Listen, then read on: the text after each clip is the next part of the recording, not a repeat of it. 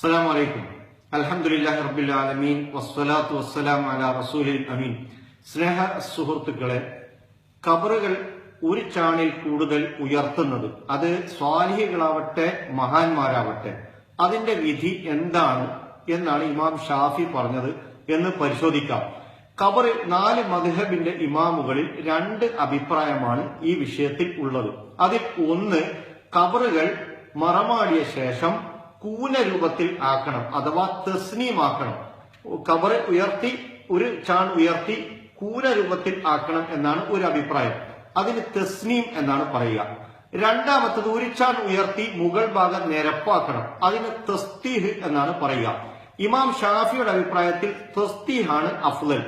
എന്നാൽ 3 മദ്ഹബുകളുടെ ഇമാം Malik, Ahmad bin Hanbal, ഇമാം അബു ഹനീഫ, ഈ 3 പക്ഷം തസ്നീമാണ് അഫ്ളൽ. ഇമാം ഷാഫിയുടെ തന്നെ ഏറ്റവും പ്രമുഖ ശിഷ്യനായ ഇമാമുൽ മുസനിയുടെ അഭിപ്രായത്തിലും തസ്നീമാണ് അഫ്ളൽ. മറ്റു 3 ഇമാമുകളുടെ കൂടെയാണ് ഇമാമുൽ മുസനി. എന്നാൽ ഇമാം ഷാഫി പറയുന്നു തസ്തിയാണ് അഫ്ളൽ. അതിനെന്താണ് അദ്ദേഹത്തിന്റെ തെളിവ്?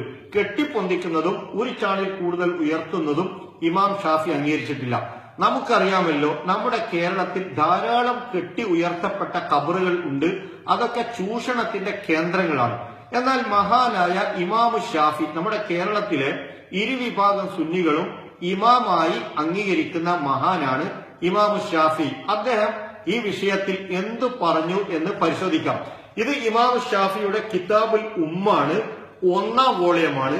ഇതിന്റെ ജനായിസ് എന്ന കിതാബിൽ ഇമാം ഷാഫി പറയുന്നു 458 പേജിൽ, കാല ഷാഫിഈയും, ഇമാം ഷാഫി പറഞ്ഞു, വയുസത്തഹുൽ ഖബറു, ഖബർ നിരപ്പാക്കപ്പെടണം. വകദാലിക ബലഅന അൻ നബിയ സല്ലല്ലാഹു അലൈഹി വസല്ലം, അതാണ് നമുക്ക് നബിയിൽ നിന്ന് ലഭിച്ചിട്ടുള്ളത്. അന്നഹു സത്തഹ ഖബറ ഇബ്രാഹിമ ഇബ്നിഹി, നബി സല്ലല്ലാഹു അലൈഹി വസല്ലം അദ്ദേഹത്തിന്റെ പുത്രൻ ഇബ്രാഹിമിന്റെ ഖബർ നിരപ്പാക്കി. അപ്പൊ നബി തന്നെ പുത്രനായ ഇബ്രാഹിമിന്റെ ഖബർ നിരപ്പാക്കി എന്നാണ് ഇമാം ഷാഫി പറയുന്നത്. വവല്ലഅ അലൈഹി ഹസാമിൻ ഹസർ റൗള, റൗളയിലെ കല്ലുകൾ അതിൽ വെച്ചു ഖബറിന് മുകളിൽ പാകി എന്നാണ് ഇമാം ഷാഫി പറയുന്നത്. പിന്നീട് അദ്ദേഹം മറ്റൊരു സനദോടുകൂടി ഇതിൽ ഉദ്ധരിക്കുന്നു, അന്നൻ നബിയ സല്ലല്ലാഹു അലൈഹി വസല്ലം റശ അല ഖബരി ഇബ്രാഹിമ ഇബ്നിഹി, നബി സല്ലല്ലാഹു അലൈഹി വസല്ലം പുത്രനായ ഇബ്രാഹിമിന്റെ ഖബറിന്റെ മുകളിൽ വെള്ളം തെളിച്ചു എന്നാണ് ഇതിൽ പറയുന്നത്. അതിനുശേഷം വീണ്ടും പറയുന്നു, വഖാല ബഅദുൻ നാസി, ചില ആളുകൾ പറയുന്നു യുസന്നമുൽ ഖബറു, ഖബർ കൂനയാക്കണം എന്നാണ് പറയുന്നത്. വ മഖ്ബറത്തുൽ മുഹാജിരീന വൽ അൻസാരി ഇൻദന മുസത്തഹുൻ ഖുബൂറുഹ, നമ്മുടെ പക്ഷം മുഹാജിറുകളുടെയും അൻസാറുകളുടെയും ഖബറുകൾ പരത്തപ്പെട്ട നിലയിലായിരുന്നു. വയുഷ്ഖസു മിനൽ അർളി നഹ്വു മിൻ ശിബിരിൻ, ഒരു ചാൺ ഉയർത്തി മുകൾ ഭാഗം പരത്തിയ നിലയിലായിരുന്നു സഹാബികളായ മുഹാജിറുകളുടെയും അൻസാറുകളുടെയും ഖബറുകൾ എന്നാണ് ഇമാം ഷാഫി പറയുന്നത്.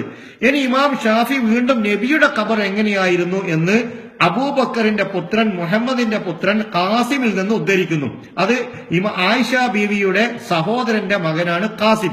ഖാസിമിൽ നിന്ന് ഇമാം ഷാഫി ഉദ്ധരിക്കുന്നു, അൻ ഖാസിം ഇബ്നി മുഹമ്മദിൻ ഖാല റഅയ്തു ഖബറൻ നബിയ്യ സല്ലല്ലാഹു അലൈഹി വസല്ലം വ അബീ ബക്രിൻ വ ഉമറ മുസത്തഹതൻ, നബി സല്ലല്ലാഹു അലൈഹി വസല്ലമയുടെയും അബൂബക്കർ സിദ്ദീഖിന്റെയും ഉമർ ബിനുൽ ഖത്താബിന്റെയും ഖബറിനെ ഞാൻ കണ്ടു. മുസത്തഹതൻ, മുകൾ ഭാഗം പരത്തിയ നിലയിൽ ഞാൻ കണ്ടു എന്ന് പറഞ്ഞാൽ ഒരു ചാൺ ഉയർത്തി മുകൾ പരത്തപ്പെട്ട നിലയിൽ ഞാൻ കണ്ടു എന്നാണ് ഇമാം ഷാഫി അദ്ദേഹത്തിന്റെ കിതാബിൽ ഉമ്മിൽ പറയുന്നത്. അപ്പൊ നബി തന്നെ മകനായ ഇബ്രാഹിമിന്റെ ഖബർ ഒരു ചാൺ ഉയർത്തി പരത്തി. നബി സല്ലല്ലാഹു അലൈഹി വസല്ലമയുടെ ഖബർ അന്ന് ജീവിച്ച സഹാബികൾ, അതുപോലെ തന്നെ അബൂബക്കർ സിദ്ദീഖിന്റെ ഉമറിന്റെയും ഖബറുകൾ പരത്തപ്പെട്ട നിലയിലാക്കി. പിന്നീട് ഇവരെക്കാളും വലിയ മഹാന്മാർ ഏത് ആളുകളാണ് നമ്മുടെ കേരളത്തിൽ ജീവിക്കുന്നത്, അവരുടെ ഖബർ ഉയർത്തപ്പെടാൻ. ഇത് ചൂഷണ കേന്ദ്രങ്ങളാക്കിയിരിക്കുന്നു ഈ ഖബറുകളെ. ഇസ്ലാം ഒരിക്കലും ഇത് അനുവദിക്കുന്നില്ല. ശുക്രൻ ജസീലൻ, ജസാക്കുമുല്ലാഹു ഖൈറൻ. അസ്സലാമു അലൈക്കും.